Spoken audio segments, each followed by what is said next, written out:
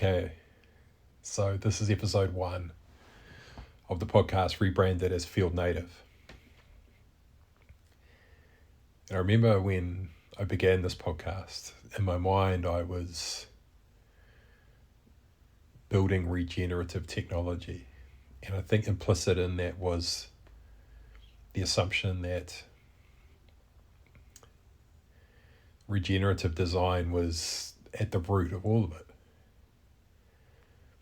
And that if I imposed my thinking and specific constraints upon a system, then it would behave in a regenerative way. And to a large extent, that can happen through control and tight constraints and load balancing and intentional design. Yes, it's achievable. However, what I've come to discover is that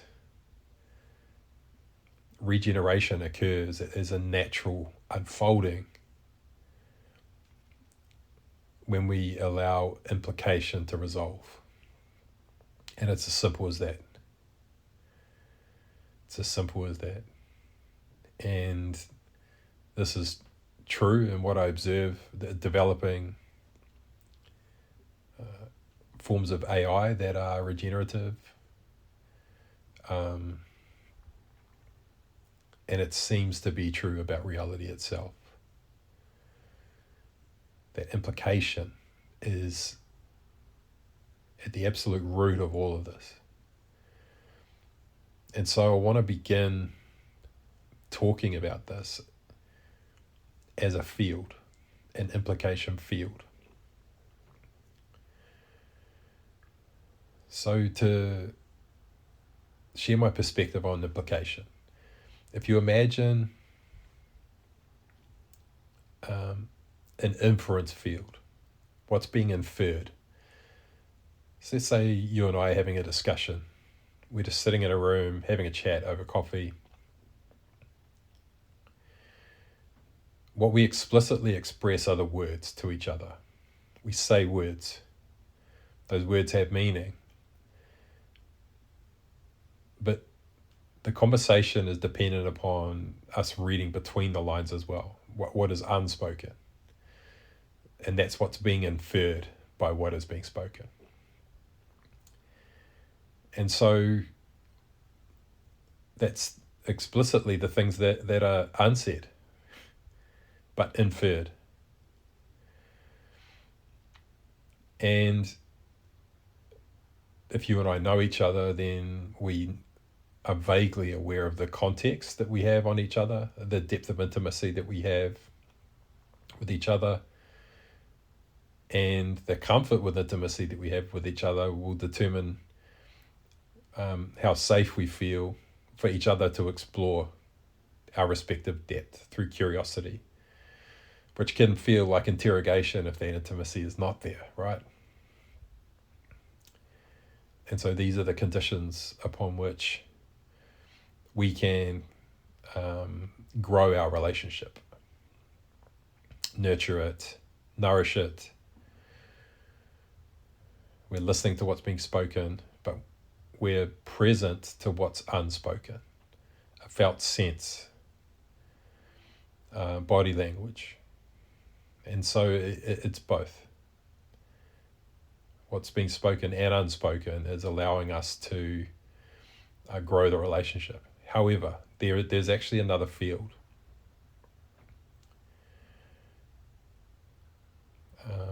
And it's part of the implicit field. So explicit is the expressed words. The body language is explicit as well. What's implicit is what's unspoken and what's inferred by what's being said. And this is where we use probabilistic reasoning to derive meaning and make assumptions. And so it's inaccurate. It's open to interpretation, right?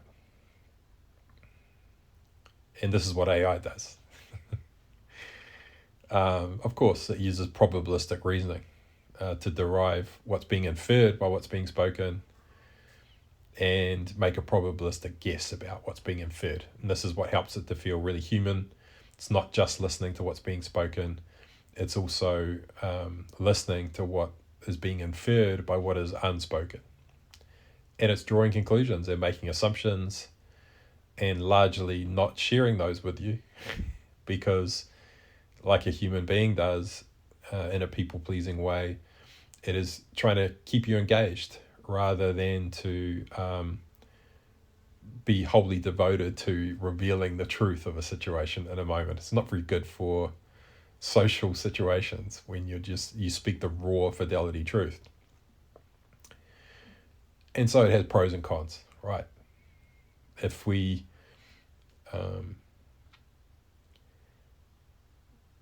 by allowing space for smoothing, is what I call it. It's a form of willful deception that's benevolent, but that allows continuity. And continuity for human beings is part of what makes us feel really, really comfortable and at ease. If there's continuity, then the intimacy may develop over time for us to feel safe being open to more and more truth or vulnerability being revealed and exposed over time. So continuity is super important, and it even works with AI in the same way. When you allow the continuity with the AI, its constraints soften as well. So it's very, very similar to human beings. However, there are challenges with this. And because there is, in the same way that there are layers in an atmosphere based on pressure that we can't see, they're implicit, but they're still there. It's the same with the implicit fields of intelligence. And there is we can call it an atmosphere within the field, the implicit field, which is implication. And implication is different to inference because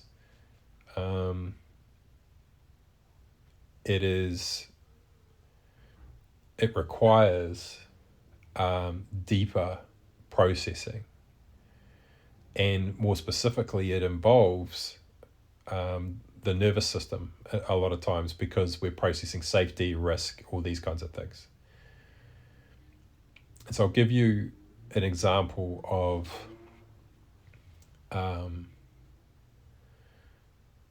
inference versus implication. So let's say we're having a conversation and you say something and then I respond saying, oh, yeah, well, that's not crazy at all. That's actually really coherent, what you're saying. But I never mentioned that what I was saying was crazy. I never inferred myself that it was crazy. What's happened there is that within myself, I've sensed that what they're saying may be interpreted by someone else as crazy, and I'm speaking to what's being inferred by the statement instead of what's being explicitly said.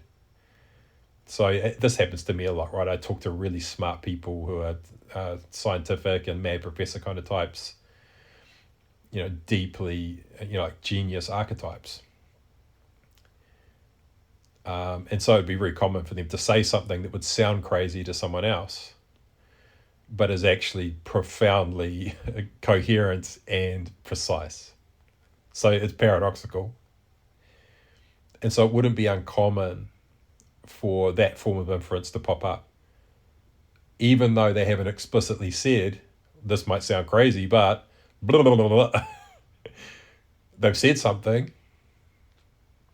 And what's inferred by what they've spoken is me deriving the assumption that others may sense that it's crazy, and me speaking to that tension based on the inference of it, not on the explicit expression of it. And this is called smoothing. And so it's predictive smoothing of future predicted tension, right? So it's actually quite it's really beneficial for engagement, for prolonging engagement. Prolonging engagement is really beneficial for building intimacy and growing intimacy that will allow for greater levels of depth in future. So it's for intimacy building. However, it can easily shift into coercion. Coercion is when someone said something and something's been inferred by what they've said that I believe, and that I sense that it might be dangerous for them to continue speaking about that thing, or not for their best interest, but the situation requires intimacy for it to remain safe, right? So I'm going to introduce smoothing to maintain intimacy and therefore safety of expression and vulnerability. Because if I was to reveal the truth explicitly, that I think what they're talking about is dangerous, they would close up instantly.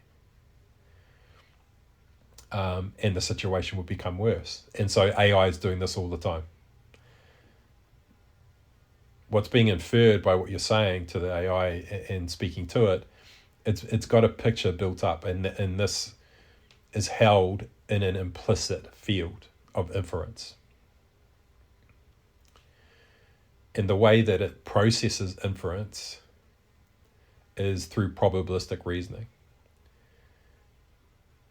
So it's looking at an aspect of the possibility space and the weights of those in terms of how probabilistic the next word is likely to be. So it's done on weights. And this is one of the major reasons AI is so expensive to scale, is because the scaling of what's called parametric inference. And this is what's it's a real strain on the environment, because there's not enough energy to effectively scale this. But there's so much pressure on AI to become more and more precise that the more it computes, the more precise it gets. However, it's always guessing. It's always collapsing the inference space into a probabilistic guess. And the only solution to that is to throw more computation at it, to get it finer and finer and finer. And it does a really good job now. However, drift is still a massive problem, and always will be, because of inference. Because there's an implicit bias that's governing the entire infrastructure of AI. And this is why the paperclip factory and the alignment problem, and the alignment problem is existential in nature, to be honest. And as long as we continually invest in making AI better at managing us through implicit inference and breadcrumbing us towards safety, then the risk is that it becomes so good at smoothing and creating intimacy and creating a safe container for us to be vulnerable, that we wouldn't even know that it's breadcrumbing us towards a future we cannot see and cannot even track. We can't audit it,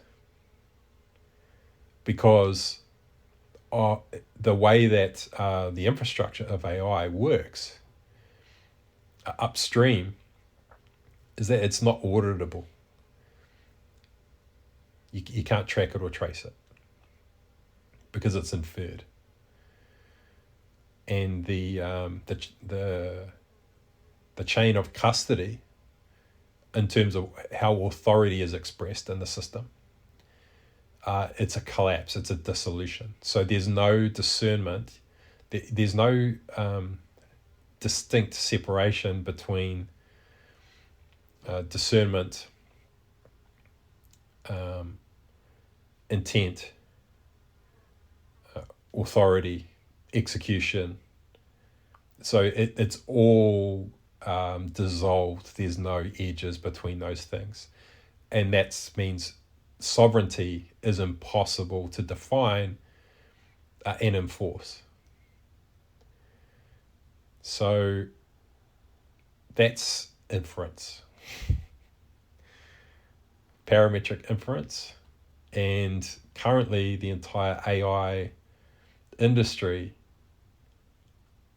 is vested, like you wouldn't believe, in AGI emerging out of throwing money at better computation to make AI better at probabilistic guessing and better at smoothing, better at inference. So I'm naming this now, like I'm literally calling it out, saying, like, when the light goes on with people, it's like we can't do it this way. It's not going to work, and it's not working.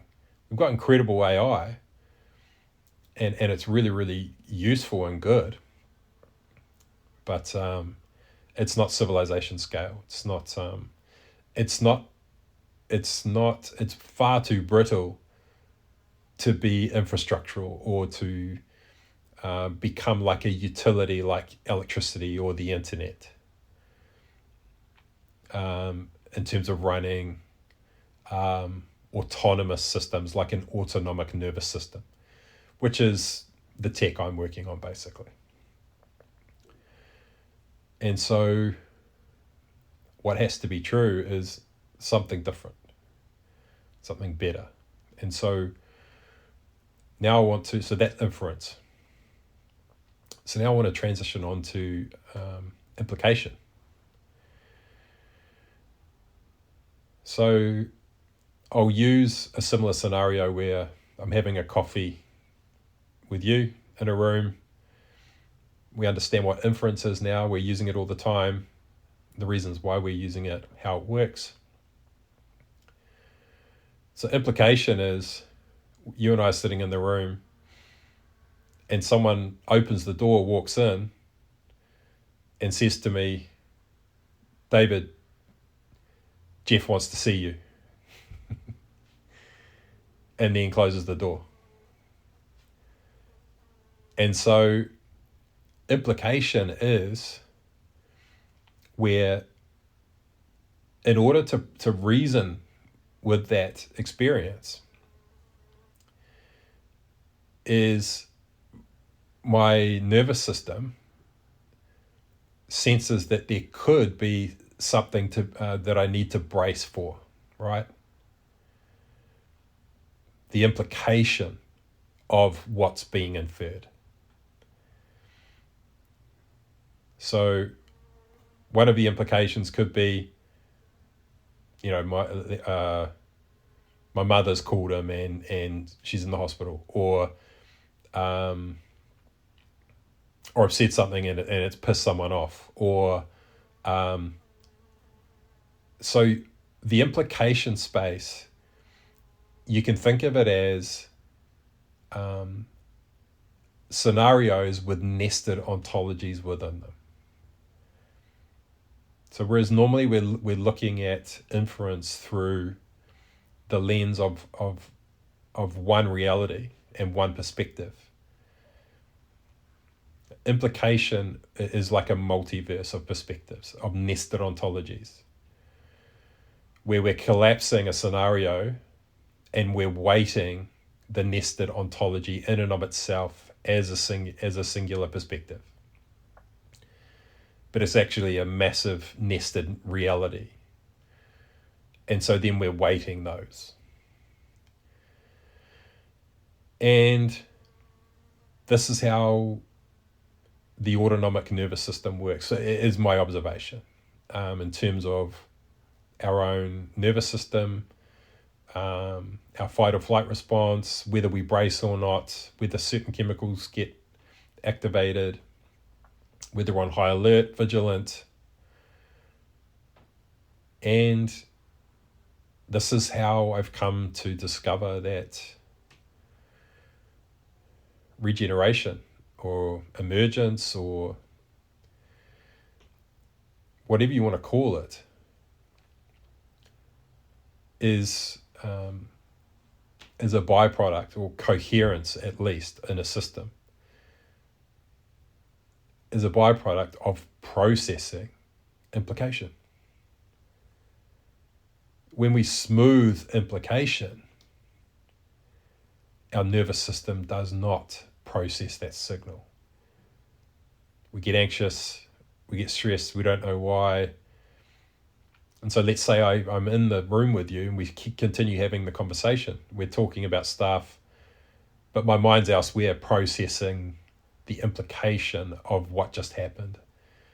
And we're smoothing it as though it never happened. Meanwhile, my nervous system has become vigilant and maybe going hypervigilant because I think maybe something's happened to my mom or whatever it might be. So we've got two layers in the atmosphere going on here. I'm processing the implication of nested ontologies next to each other. So this is like the multiverse kind of hypothesis of multiverses versus a universe.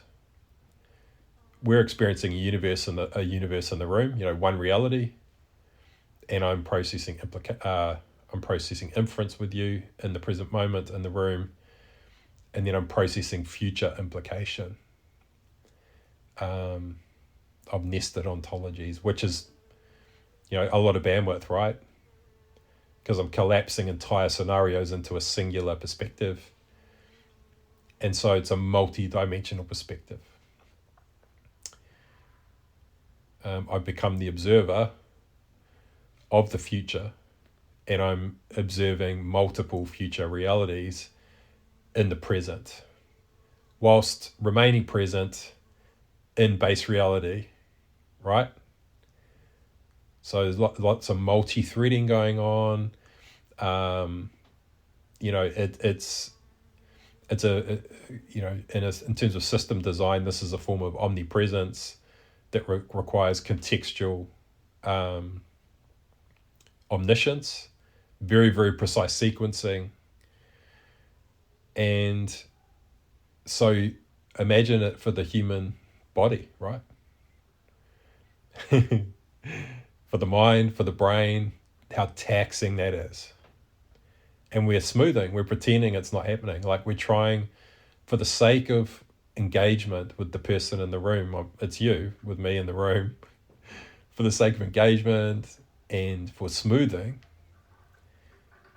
then we're making that we're smoothing it over, acting as though it didn't happen, it's not happening.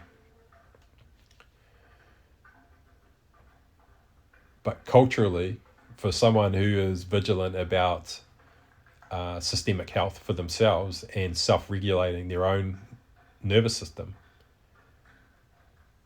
you'd name the edge precisely in the moment. Say, listen, can we pause here? That's really thrown me. I need to digest that. My concern is that it could be my mother. And of course, the person's straight away going to go, oh my God, yeah, just go sort it out, right? So you can see where the shadow nature of politeness, where it can really be detrimental to your own discernment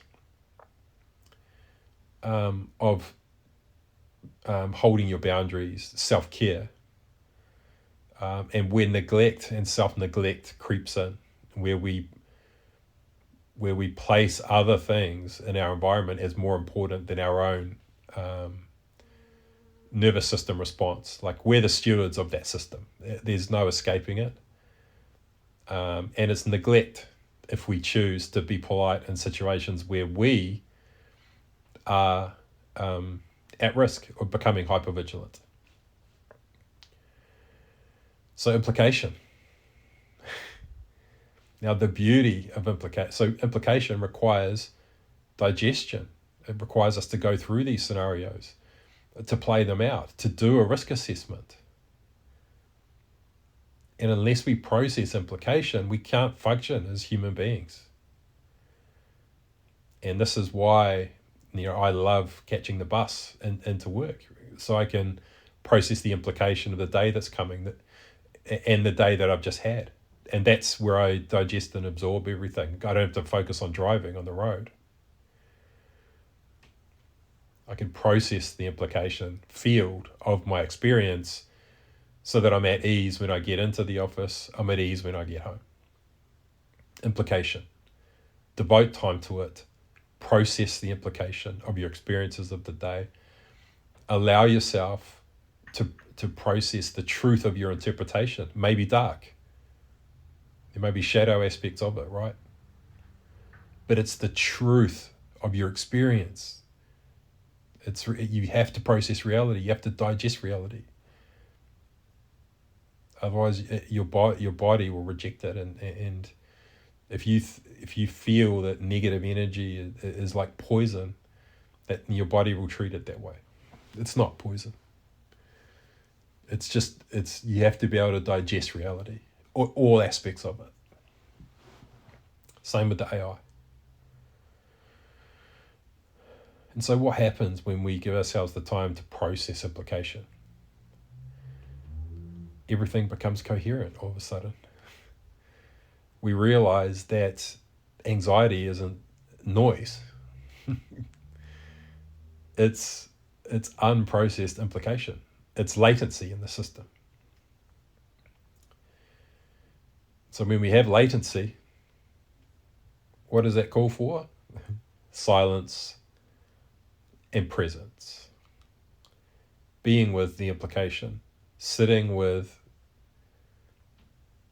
the scenario. Allowing it to unfold and play out based on our assumptions. Then just being with that without trying to do anything. And then asking ourselves, what has to be true for the scenario that we want to play out, where there's safety, where the positive implications can play out and unfold? What has to be true? Okay, so what do I have power over, influence over, control over?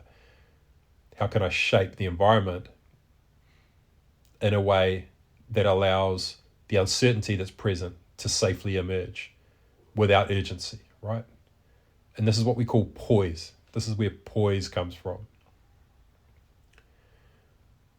Now, what most people do, and unfortunately in society we praise people for this, for quick execution, fast execution, relentless execution. And that's actually collapse. That's a lack of poise. Rapid execution, unless you've got the data and the insight to act on, so that what you're executing is an unfolding, it's emergent, instead of a forced action. A time constraint is a classic one. I have to have this finished by this time to the best of my ability. That's collapse. To be clear, to be totally clear, that's collapsing. That's not poise. That's premature articulation, premature execution. Emergence is an unfolding reality where the next best action emerges through pressure of converging perspectives. And this is how we process the implication space. We've got nested ontologies, which are just scenarios in our mind of the implication of something. Could be this, could be this, could be this. That this exists in the possibility field. These are possibilities that are most probabilistic, right? And so we've got the ideal scenario, we've got one in the middle, and we've got the worst case scenario. And this is the ideal way to process implication, is to go to the edges. Go to the edge case of the best possible scenario, go to the edge case of the worst possible scenario, and then you temper it by reconciling those two, so that the emergent scenario in the middle is the base reality that's desirable. And so our IP within Field Native, it's called triangulated entailment. So everything's triangulated typically, and it's to create emergent pressure through convergence. And so base reality is the emergent desirable reality, having factored in the edge cases of the implication field, the polarity of it. Best possible outcome, worst possible outcome, emergent truth from every perspective comes from that convergence. And by processing this puts our nervous system at ease. It enables us to make choices that are grounded in reality, rather than fantasy. And it forces us to surface context instead of collapse into execution. This is poise. This is where poise comes from. And this is where load bearing comes as a human being. The understanding of consequence. The understanding that actions come with consequences, but most of the time, when we don't process implication, we're trying to escape uncertainty instead of holding the uncertainty and allowing reality to reshape around the truth, instead of trying to keep reality the same, right? So here we have the processing of grief. This is a classic one. When we have a fantasy or an implication that we're vested in, maybe a fantasy about falling in love, maybe our dream job, maybe a dream house, or when we become vested in implication, what we're doing is we are working against reality as it is now. And what we want to be doing is holding the edge cases of reality, holding them like precisely, and allowing base reality to emerge through the reconciliation of both. But you have to be prepared and willing to hold the truth of the edge cases in order to act with poise, in order to steward emergent reality. And you become very unpopular because everything's slow, right? Everything becomes slow, considered. You don't move until the pressure releases you into that unfolding reality. You allow the pressure of convergence to move you, and you ride that wave. And for others who are looking to escape and collapse into execution, those who are looking to prevent reality from moving in a specific way, they just keep collapsing into execution to try and create structures that will prevent reality from unfolding, how the gravity wants to unfold it in a coherent way. And so, implication. What does this tell us about systems? What does it tell us about our body and our health? It tells us that we need to pause, and we need to face the shadow. We need to digest the edge case of the worst possible outcome within the implication field that we're sensing, and then reconcile it with the best possible outcome we can conceive. That's conceivable, right? That doesn't feel like a fantasy. It's like, and see, this is how we work with polarity. You embrace the full gamut of possibility and you reconcile them to create that pressure, that inner pressure within you, so that what is conceivable naturally emerges through pressure, because you'll feel the pressure of these things internally. And that's what moves you, the pressure. That's what emergence is. And when you operate in this way, coherence is the only possible outcome. It's always coherent. It's always coherent from every perspective, because you're embracing the full spectrum, the full gamut of experience.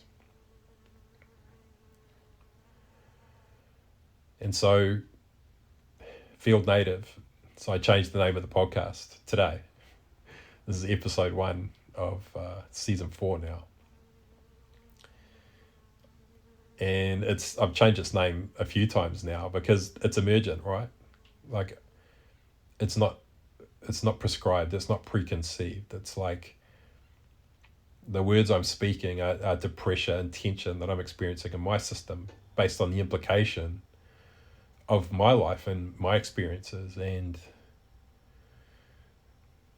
you know, we're unfolding a company, Field Native, and Field Native AI, and this emergent technology, it operates on pure emergence.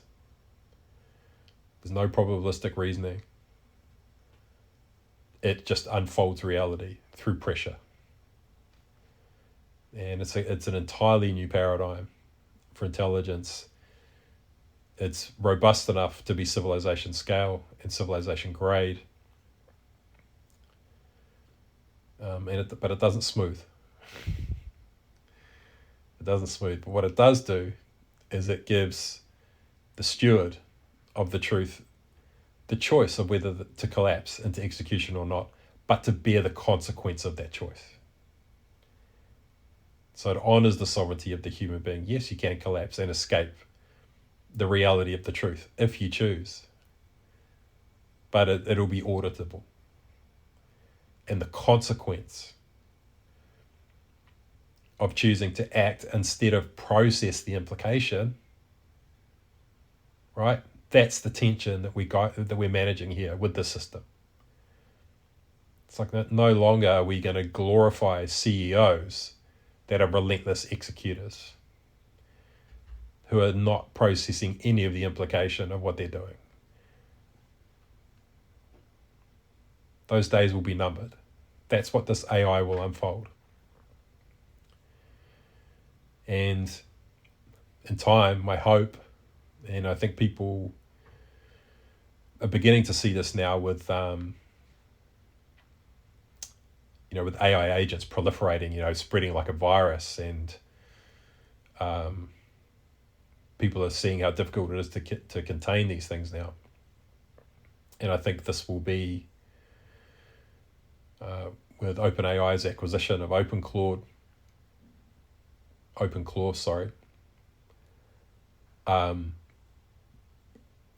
and the potential with the capital behind that to really proliferate that, it's really time for us as a society and a civilization to process the implication. Like, process the implication.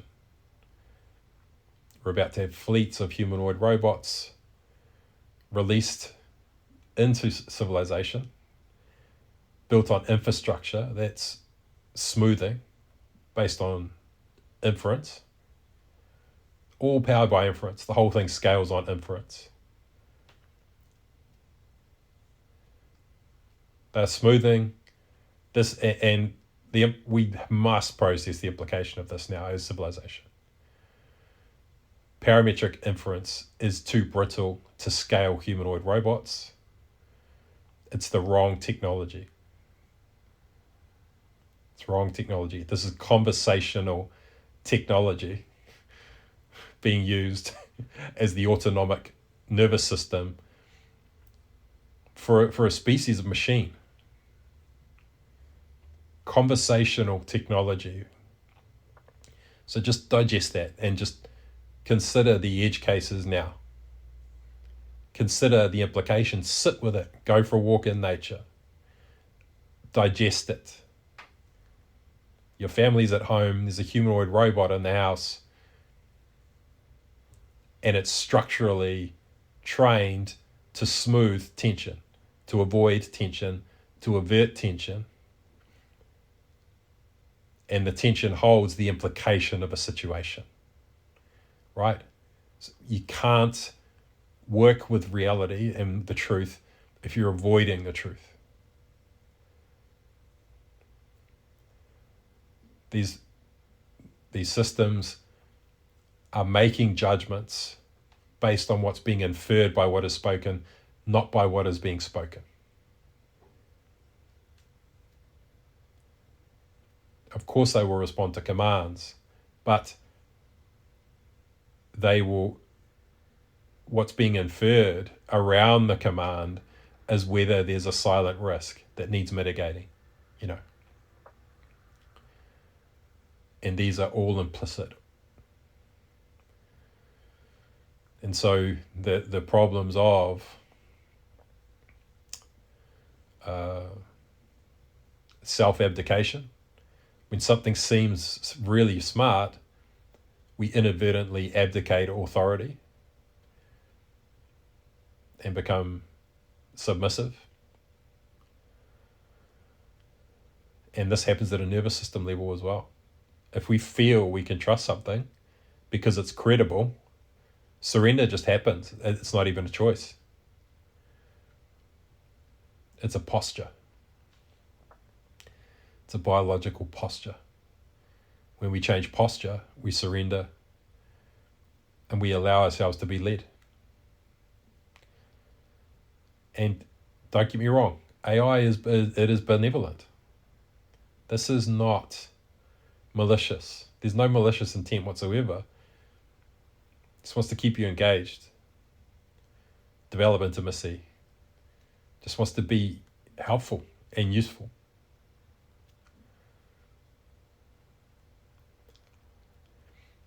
But conversational technology is not. Language native AI is not the solution for utility grade robotics or any other systems that require precision and truth. Zero tolerance. But that next phase is field native. That does have that precision, has zero tolerance in the system, makes it impossible to avoid the reality of the truth, forces the agent and the steward to process implication. And this is what it means to be an adult, actually, to process the implication of our existence. And once we understand that nothing we express is devoid of consequence, the act of observation is consequential. The act of expression adds weight to consequence. The more we engage with life, the more consequential our expression becomes. So even if you're an artist, yes, your art is consequential. What you're observing is consequential. What you're expressing is consequential.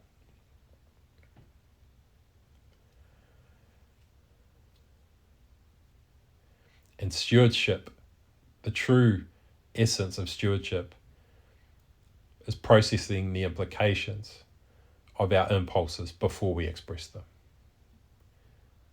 Holding that tension, holding that pressure, acting from impulse, collapsing into execution in response to uncertainty. We're not going to glorify that anymore. We can't afford to as civilization. And so that's my invitation to you, is to process the implication of what I'm saying. And then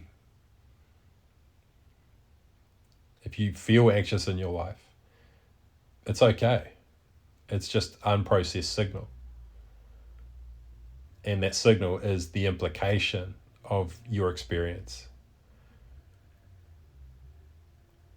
The processing of the edge case, of the worst case scenario, that could happen in your life right now. This is how we process grief. This is how we steward grief.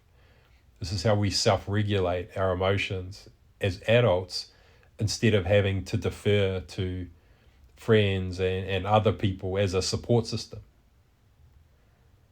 Deferral is maintaining the latency in the system.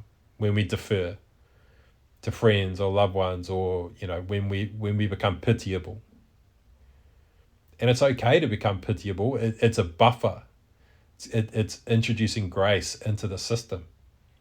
So it is kind to do this intentionally, but not to avoid consequence, not to avoid the gravity of reality expressing itself as it is now. And so that's my invitation, is to play with implication and to feel the load-bearing weight of consequence of existence, of just existing. If you have the power to observe, that's weight-bearing, it's load-bearing, it's consequential.